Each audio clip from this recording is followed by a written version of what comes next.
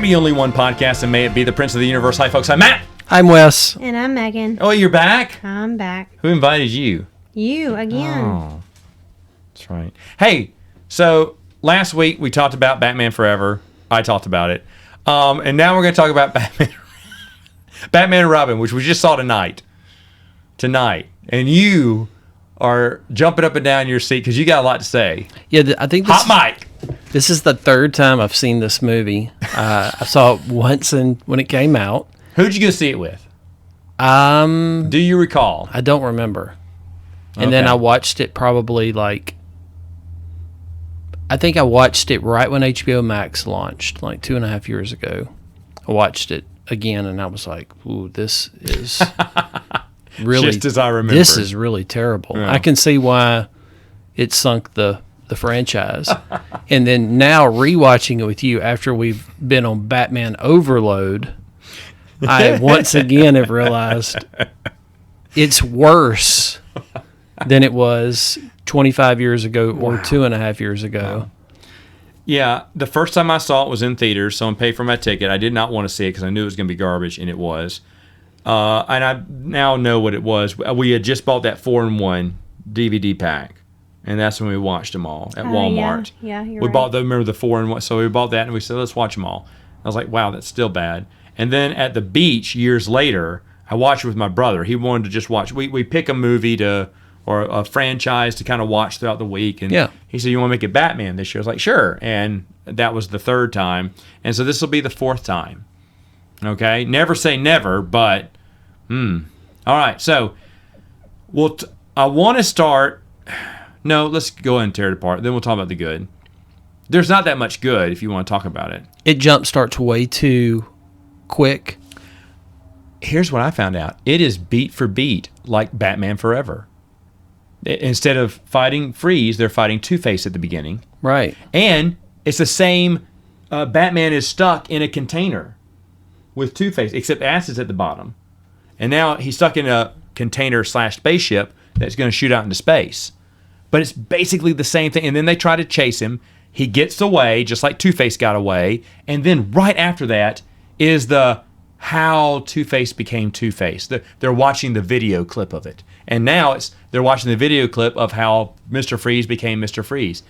Beat for beat is Batman That's Forever. pretty lazy creative, wouldn't you say? That is lazy. That's so lazy. And I will say this, Poison Ivy is the poor woman's Catwoman, because it's the same thing. She's frumpy. She's nerdy. Her boss, when she finds out what her boss has been up to, her boss kills her. Now, Christopher Walken, much better boss, much better acting there. I love the death scene, the first death scene, we should say, of Catwoman, where he does gotcha,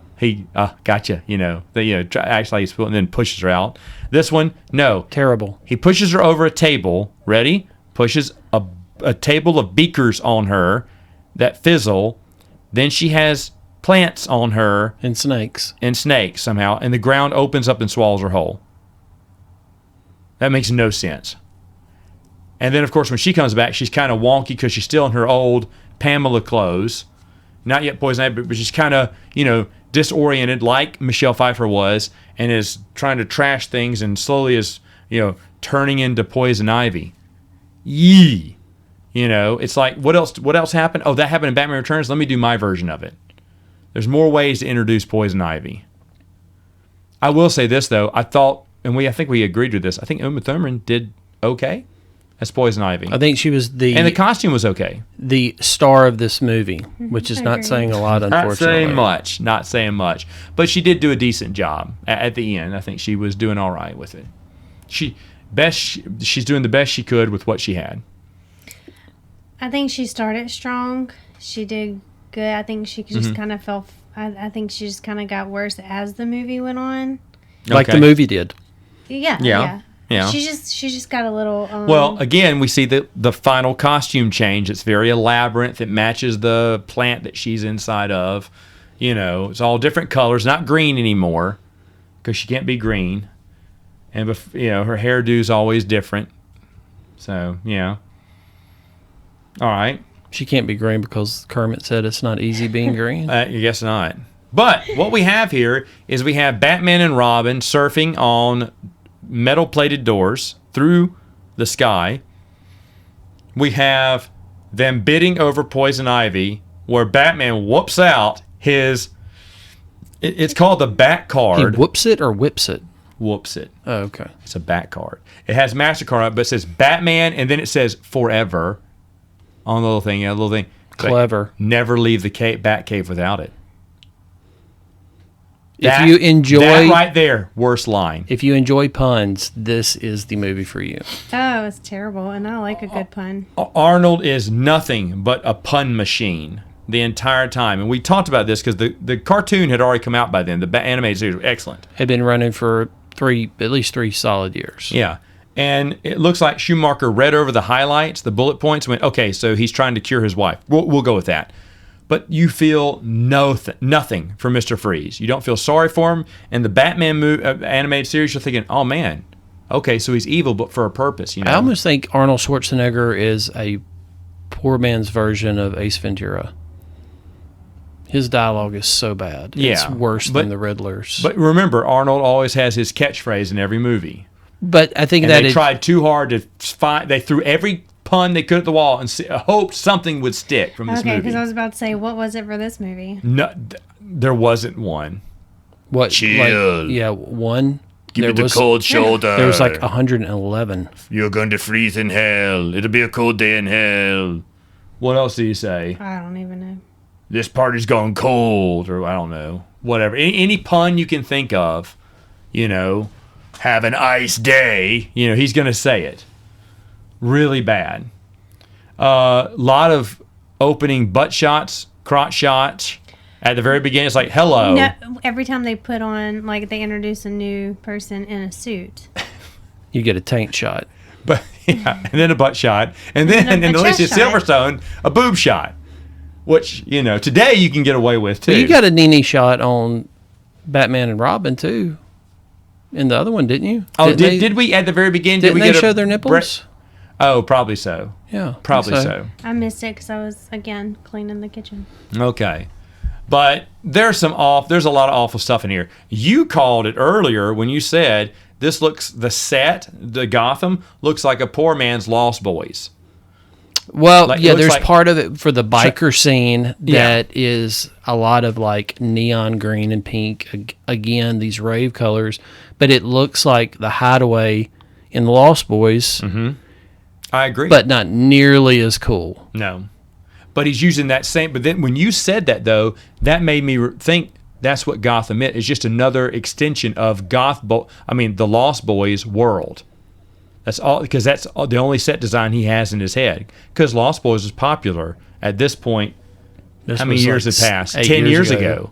Something like that. Yeah. So I think Lost Boys was 87. Mm-hmm. This was 97. So from 10 years back, he's still got the same set design in his head. Nothing has changed for Joel Schumacher, except that everyone is the sexy saxophone man from Lost Boys. Yeah, I still believe. Yeah. Pump it. That's who you should go for Halloween. Where are we going? Saxophone guy from Lost Boys. I do know the band director of Sterlington. I may can get my hands on some sax. All right. So anyway, Wes, tear it apart. Go. You've been waiting for this. You're up at bat. I just think it was. I think it was so poorly put together, and I thought it was. The longer you watched it, the more insulted you felt watching it. Oh, this time the action. At the very beginning, remember the impossible flips where they're just kind of just on ropes. And one time, Robin, you missed this. Robin jumped off his motorbike and flies standing up sideways to Batman's side. I mean, he's like flying through the air, but exactly perpendicular. I mean, he's obviously on a platform as they're moving across, saying, "Ooh, look, I'm flying." That was a waste of that. It's very insulting. It is, but it's like, oh, and when he first captures Freeze, remember that they do a big jump. He jumps. The vehicles are jumping off. Yeah, he comes out of the Batmobile, flies into Freeze's rebel What did I call it? The what- Rebel Cruiser and from Return of the Jedi and Empire. And and then all of a sudden freezes on the ground. It's like, what happened? Yeah. Well, Batman's covering with his cape, and then he reveals his cape, and there's but it's like- Mr. Freeze, and he does his little Batman thing. Yeah, I don't know if that's Arnold saying he doesn't want to be like show weakness with his character, so there's not going to be. A beat down. Yeah, I have no idea, but it just George Clooney cannot beat me. it's pretty flat. Yeah. Speaking of, give me your thoughts on the use of Bane. Terrible.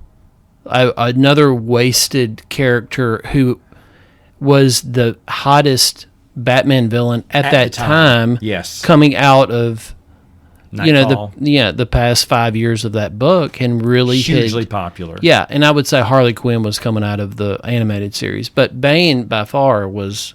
The biggest baddie at the time. And they had him dressing like you said, Raphael from Teenage Mutant Ninja Turtles. With the trench coat and the hat. I thought he looked like Ben Grimm, or the From Thing, Fantastic Four. and maybe even Mr. Fix-It with the Hulk in Vegas with the hat. But it was terrible. The dialogue was terrible. Bane is a brilliant guy in the comics. Bah. Terrible. Just Yeah.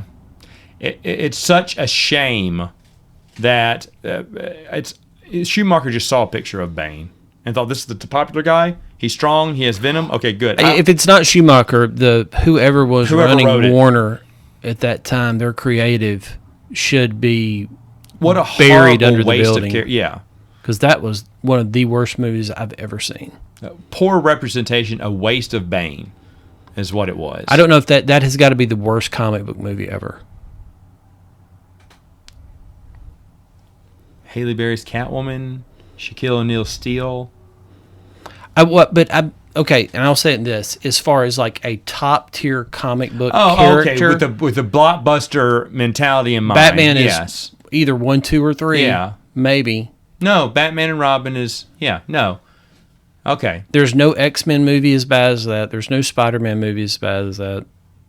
Maybe there's some Superman movies. I don't know. Superman 4 is pretty bad. Yeah. But I will say this. What's his name? Christopher Reeves. His scenes as Clark Kent, still solid.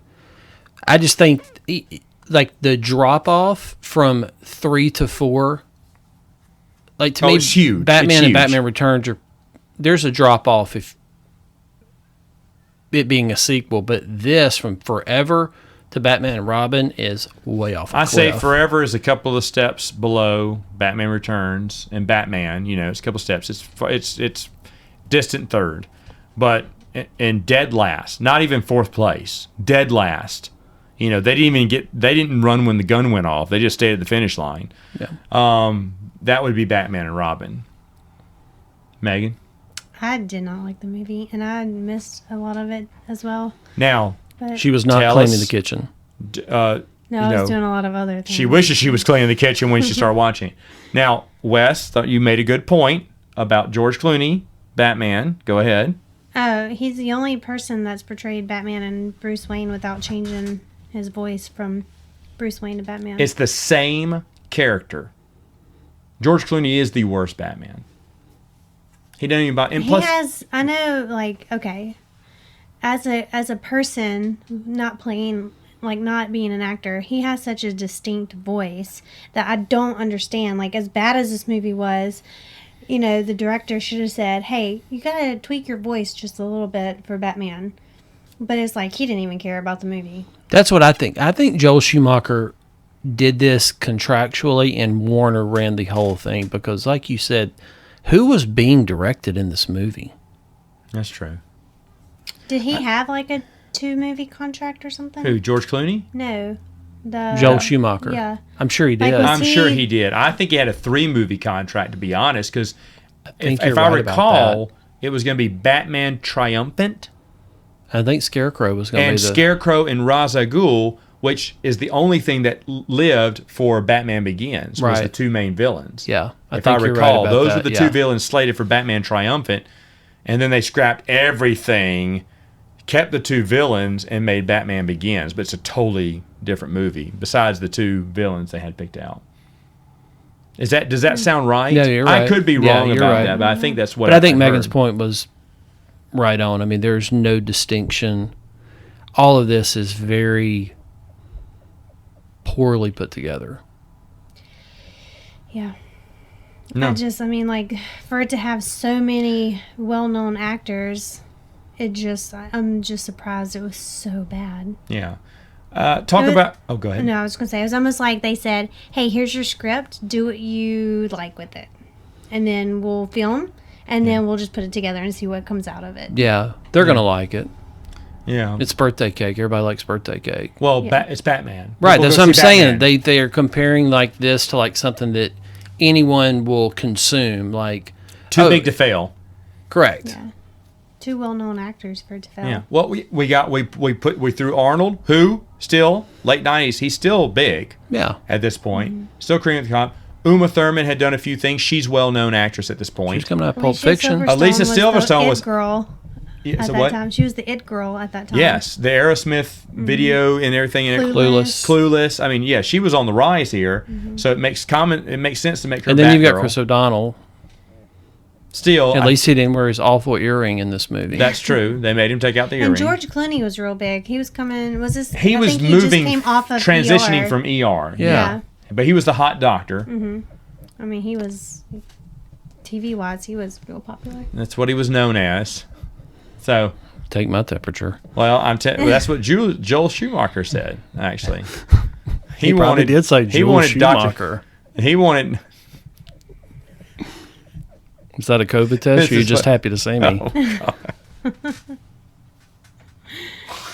Okay, so I just think as much as Val Kilmer wanted to be in the second, or like do a second movie, I think he's really happy that he was not a part of. according to Val Kilmer, he was happy to do it. But what I think happened is Joel Schumacher did not want Val Kilmer as Batman. The studio did, and Val Kilmer said that Joel Schumacher never gave him any direction, and he was like, "What the heck?" And then they just kind of wrote him off. Which is odd because Val Kilmer was coming off of Tombstone. Yes. he was the And hot. he was He had the- never And been he hotter. Yeah. almost Never been won hotter. like an Academy Award for that or whatever. And would go on to still make The Saint, which I think was still Yep. successful too. And with Mira Sorvino. oh, Yeah, we talked about her. But he still had some box office power, and Yeah, was he had a lot at of his clout. height. Yeah. But Schumacher did not want to deal with him, is what Val Kilmer said, and he wasn't invited back. And he at this time had the label of being hard to work, difficult to work with.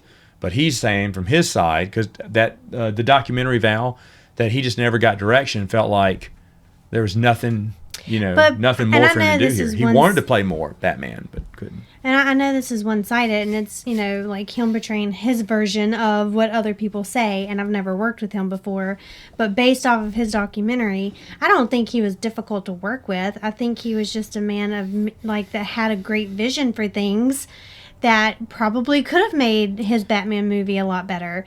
I think that I don't know. Artistically, I feel like he could have. I mean, he is an artist. I mean, he made that clear in his documentary. I just think maybe if the director would have been like, "Hey, you've got ideas. Let me hear. We'll go from here." What's We'll just go from getting there. off on Val Kilmer? We probably should talk about this last week, but just getting off on Val Kilmer. Anyway, okay. Anyway, but going down that road, Val Kilmer, he thinks he gets a bad rap for being difficult to work with, and so he shows his home footage of Island of Dr. Moreau, when all the actors are miserable on set. Marlon Brando he checked out. He doesn't care anymore because the director doesn't care. Right. And all the actors felt that way too, and the home videos proved that. So Val was being difficult, saying, "Give us some direction, any direction. What is the motivation? What is the point? What is the?" And I mean, that's what we would be asking if we were watching the movie. But he got labeled the difficult to work with label. He's a big star, but he's so difficult to work with. Joel Schumacher complained to the studio, "I can't work with this," but he didn't want to work with that. Right. He wanted to work with Dr. McDreamy from ER. Well, and Val get some Kilmer more went on to buckshots. be in Heat shortly thereafter. Yeah, Heat. Yeah, that was a good. Another huge movie Yeah. with Pacino and De Niro. So, I mean, his star power was still pretty high. yeah. So it was Schumacher's fault.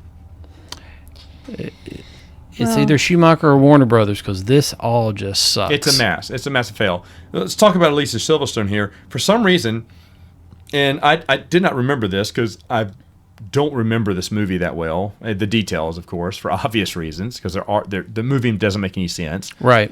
But Batgirl is not Commissioner Gordon's daughter, which would be perfect. It'd be perfect for this movie, but she is Alfred's niece, which makes no sense. No sense. Alfred's about to die of old age in this movie, and so his niece is 23. For his niece, because he can't find his brother, but his niece knows where his brother is? Is that the whole purpose of his niece coming? I don't understand. His niece just shows up. Oh, I'm glad you're here, niece. Yeah. Oh, how convenient a time for you to show up while I'm dying. I'm dying. It makes no sense. Where if she was Commissioner Gordon's daughter, you can bring Gordon in, who's been the same actor for the past 4 years, who for some reason looks like a 4-star general. He's got stars on his collar, and he does look like a war general instead of a police commissioner. And you said all the policemen, and it's true, they look like goofballs. And it's weird. It's like they're from... Everything's a parody of a parody. Yeah. It's like they're from the Beatles' Yellow Submarine. They're all wearing these like Navy gear. You're like, that's the cops? What does that even mean? And... but even her story would have been more believable if she, like, I don't know, maybe the flirtation between her and Dick Grayson. I mean, having him instead of her as... niece, having her as the daughter. How to bring Batgirl in it would have made sense if when she's kind of seducing Commissioner to get the bat signal, maybe she captures him and brings him along as a pawn to stop Batman. Well, now, the daughter, Barbara Gordon, has to get, and her name's Barbara too. Yeah. Her name's still Barbara in it. Barbara Pennyworth, or whatever her name is. But anyway. It doesn't matter what her name is. But if she was Barbara Gordon, that's right. Bruce, it's me, Barbara. Oh, we'll talk about that in a minute. That's great impression there. But the thing is if it was her father that got captured by Bane and Poison Ivy to hold as bait for Batman, well then she's like, I gotta do something. That's why she suits up. Right. And somehow Alfred feels for her because he loves the Commissioner too, and he wants the Commissioner to live, but he knows Bruce won't accept this. But yeah, we've got to save Gordon. He's an old friend of ours. And so Alfred lets her into the Batcave, gives her and goes. I just thought it was too slick. It's once again, she's got a costume. It's already ready to go. It's like, where did all of this come from? And we'll talk about how, because it does go off the rails. But that would have been more sense about why she suits up as Batman, maybe why Alfred decides to go ahead and... Or maybe even Bruce feels bad because he has a deep connection with Gordon. Maybe you build up the connection with Gordon and Batman, which exists in the comic books, and that Batman cares so much for Gordon, he feels bad for the daughter. The daughter wants, to do something, so Batman gives her the Batgirl suit. She has purpose. Yeah, it has a purpose and it makes sense. And that is something that is vitally missing from this movie. Yeah, purpose and sense. Yes. But instead, what happens? Alfred gives her a CD. This is 1997. Says, "Give it to my brother when you find him, but don't." I think it's a mini CD. It's even higher technology. Yeah, high technology here. But it says, "Don't read it." But she goes, "Well, he did say it's for family members, and I'm family." Yeah, but he told you explicitly, you don't read it. She cracks the code because it's her mama's name for whatever reason. And you're like, you said, well, how would the brother know that? Right. All of this makes no sense. It makes no sense why he's telling his brother all this. Is his brother supposed to be a butler? Well, yes, his brother he's gonna bring his other 80-year-old brother over here and die 2 years later. It's dumb. Yeah. Stupid.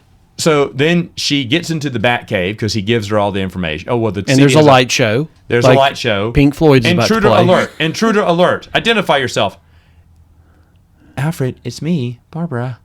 And he's like, and Alfred is an AI. Because he talks like Max Headroom a little bit. I got this on, And he goes, well, I thought you would answer it, but that's okay because I've already said a design for a Batgirl. It's the laziest story writing ever. That's what happened. I gave you a CD. I told you explicitly not to look at it because I knew you would, so you would go down the Batcave so you could see my Batgirl costume I made you. By the way, I had no idea you were coming in the first place. I was already sick in bed soon after your arrival. But again, they had 2 hours to introduce this character. and she's not in it for the first hour and a half. She's guest star, then gone, guest star, and gone. Because he says another pun. Oh, so this is where you hang around. Oh, When Chris O'Donnell's holding her when they fly off the X Games motorcycle race that they're in.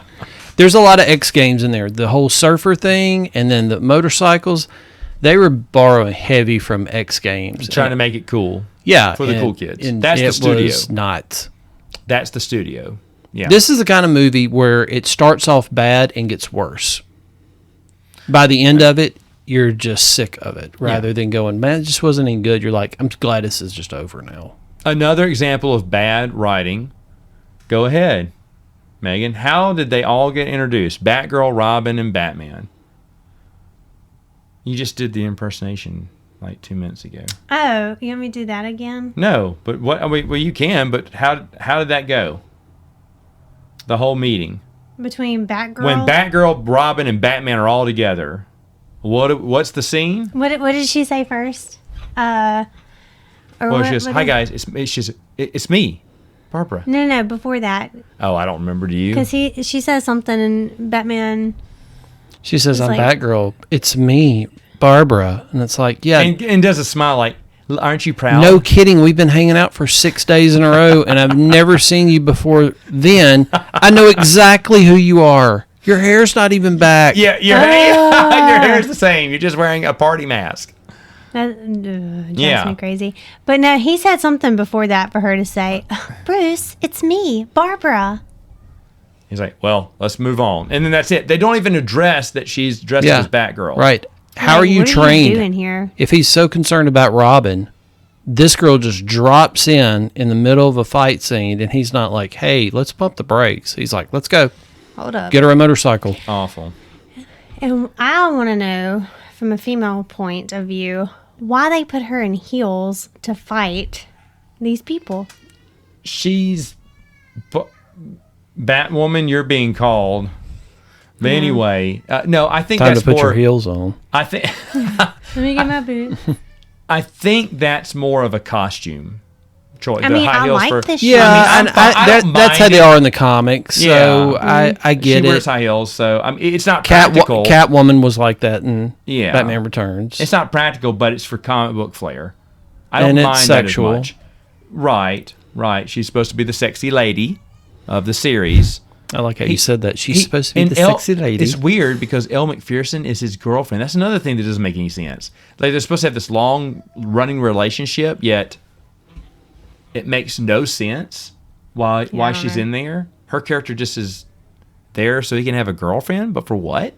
Because he's Bruce Wayne. Yeah, but he's a millionaire playboy. Why's he got a girlfriend? I don't understand that. And it's the first time a girlfriend of Bruce's is not, the center love story. There is no love story. Beyond Poison Ivy, he's not in love with I just Poison would love Ivy. the movie to end. Well, he immediately recognizes the pheromones. Yeah. So, I'll go in a minute. all right, yeah, we're almost done here. So the only thing that I found interesting in this movie is when When all three are running Mr. together in the spotlight Freeze- of Batman. No.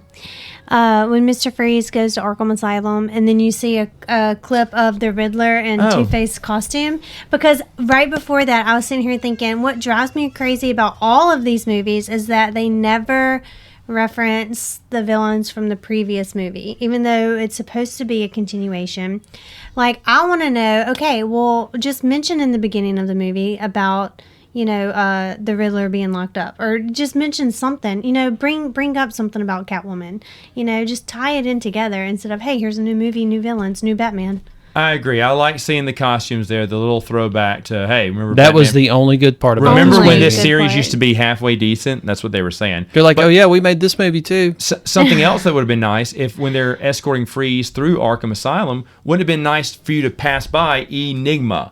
You don't have to Yeah, see or it. just see a question mark. silhouette See the of- question, or see like a as he's passing by. Yeah. Yeah. You don't get to see Jim Carrey. They can't afford a Right. cameo by him. But that would have been nice because that's where he was the first Batman villain in the movies to survive. And in this movie, no one dies. Batman and Robin kill no one. Both Mr. Freeze and Poison Ivy live. Arkham Asylum did look good in this movie. That's one more thing. I did tell you that. It. I thought that looked I agree. good. Yeah, That so looked we'll good. give it props for that. And that's about it. All right, so folks, tell us what you think in the comments. Is Batman and Robin terrible? Is there anything you liked Is about Batman it? and Robin the worst major superhero movie of all time? And if not, what is? Yeah, major wise. Yeah. All right, we'll see you next time on Princes of the Universe.